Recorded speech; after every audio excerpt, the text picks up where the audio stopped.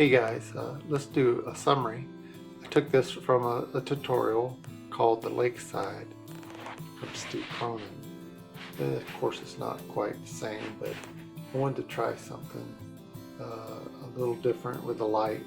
And so to start with though, let's begin with foreground. Foreground is going to be usually darker, kind of back up in the shadows. And that's what I was trying to show here. Yeah, some of these trees here are back up in the shadows as well.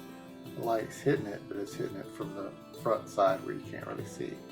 This particular tree is leaning into the light, so you kind of have a lighter side of the tree and a darker side of the tree.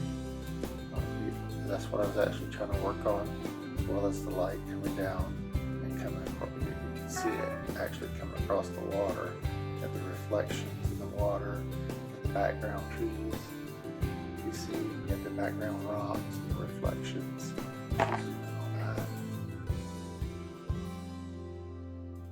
And so I was working on light and reflection.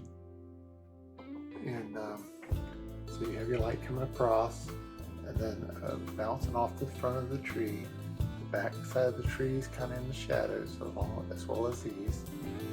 You got your grass that's a little bit lighter. It's out on the shoreline, out in the sunlight, along with the land. And as it gets closer over the trees, it starts to get darker with the shadows. And same here, this grass is a little bit taller, it's a little bit out in front of these trees, so it catches a little bit of that light that's coming in. Anyway, that's what I was trying to do. And then you have your background sky breaking through the foliage.